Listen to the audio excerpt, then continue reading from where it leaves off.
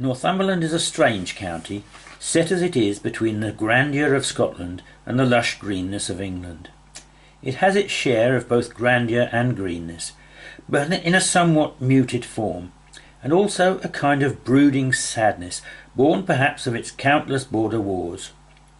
Despite this, however, it does have its own individuality, this strange wild frontier that was the last bleak outpost of empire.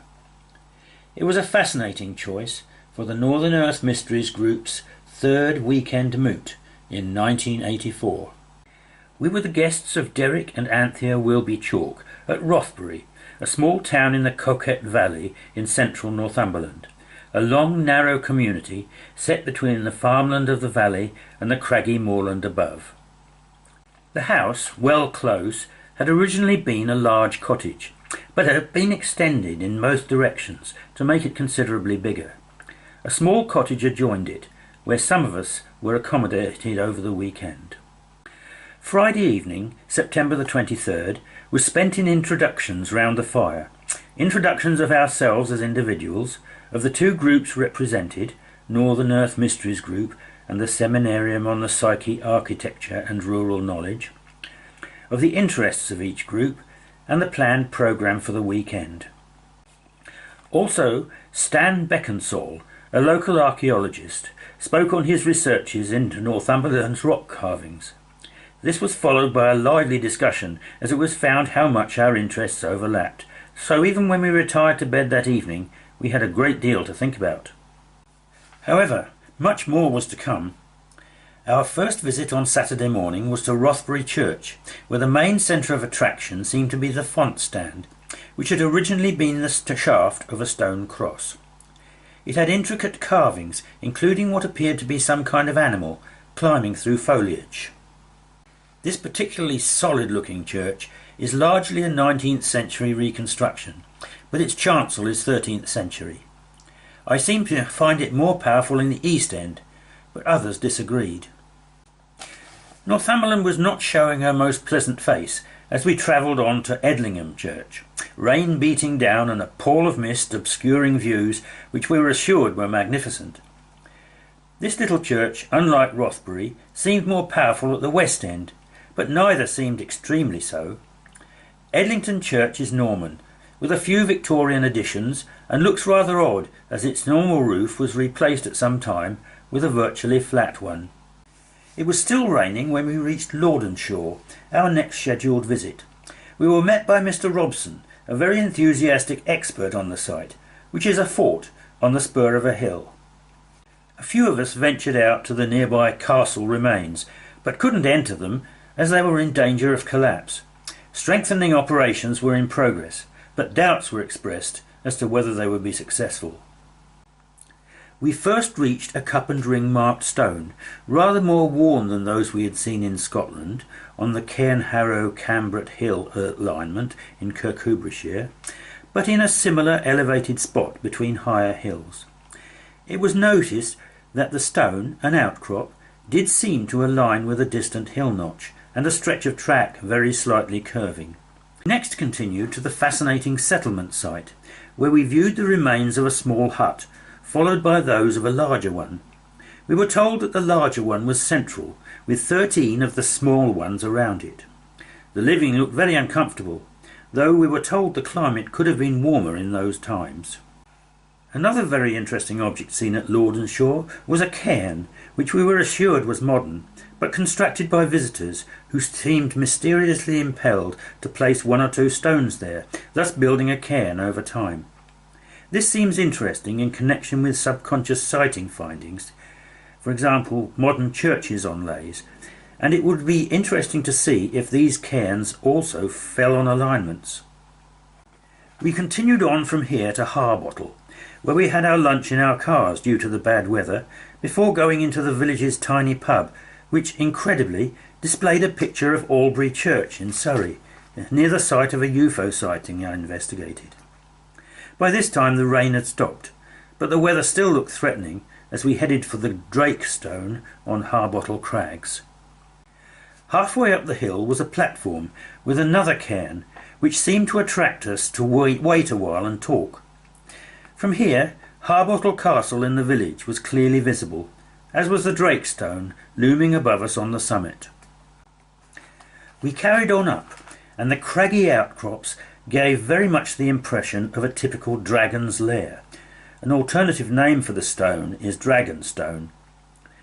The forbidding weather seemed all in keeping with the place, whose atmosphere was one of dominance of the lands around. The stone itself, an immense naturally placed sandstone block, had another smaller rock nearby which formed a platform, and it was suggested that rituals could have occurred here which used the stone as a kind of aerial to energise the valley. Many of us felt the place to be powerful, though I didn't feel it as much as in some places visited later in the weekend. Nevertheless, the place was certainly impressive and left a lasting memory. After making our way down again, we returned to Rothbury for tea around a roaring fire, followed by Brian Larkman's slide talk on his researches on cup and ring marked stones and their similarity to native Australian art.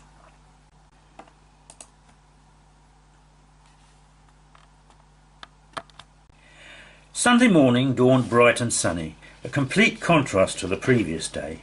However, as with Saturday, the weather seemed appropriate for the sites we visited, particularly the first, which was the Holy Well at Holystone.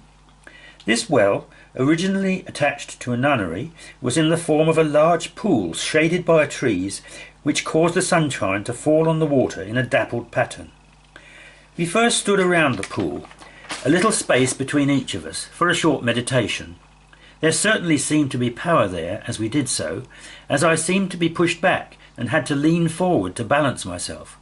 Also, where I was standing, the sunlight through the leaves seemed to form the figure in the pool of Virgo with the wheat sheaf. I found nothing similar at other parts of the pool when I later walked round it. At one end of the pool was a stone with a statue on it which appeared to be Christ holding a towel, John chapter 13. While at the other, on rising ground, was a small altar-like stone table with a smaller octagonal one beside it. The atmosphere of the place was one of peace and calm, and centuries of devotion. From here we continued to the Five Kings, a stone row approached by a very long farm track. I found this to be one of the most powerful places of the weekend, with considerable head hum. There are in fact only 4 stones remaining, all in general alignment, but at angles to each other. The first was 7 feet tall, and another of the strange lion head stones noticed in a number of other places. The second was smaller, rounded, and 3 feet tall. The third was 6 feet high, and the familiar Avebury-type diamond or lozenge. The final one being a stone pillar about 7 feet tall. On the way back to Rothbury, we stopped at a large house in Thropton to see an old Celtic cross in the garden. While there, the owner took us into the back garden, a huge, formally planned area commanding a magnificent view, to see another mysterious stone sculpture he had unearthed there. It appeared to be the torso of a mother goddess. No one could be sure of the age of the sculpture. After lunch and a closing session, many of the gathering had to leave, but those staying Sunday night had further opportunity for conversation and for seeing the garden at Well Close. The day was concluded by Philip Rushworth showing some slides of Chartres Cathedral and some artwork connected with it. Following morning, Monday, he and I were up early for a walk to see the old Rothbury hill fort. A great deal of the earthworks of this fort remain, and it's a very strange and powerful place, with its stone platforms, an odd little cave, and the striking outcrops called Kate's Kist. There were also what appeared to be 2 standing stones just inside a field, though they could have been erected in modern times, as one seemed to be blocking a gateway. We circled back to Rothbury over the heather-clad hill, and one of the last images of Northumberland we had before returning to Well Close for our farewells was of a shepherd with his 2 dogs, his whistle echoing hauntingly over the moor long after he was lost to sight.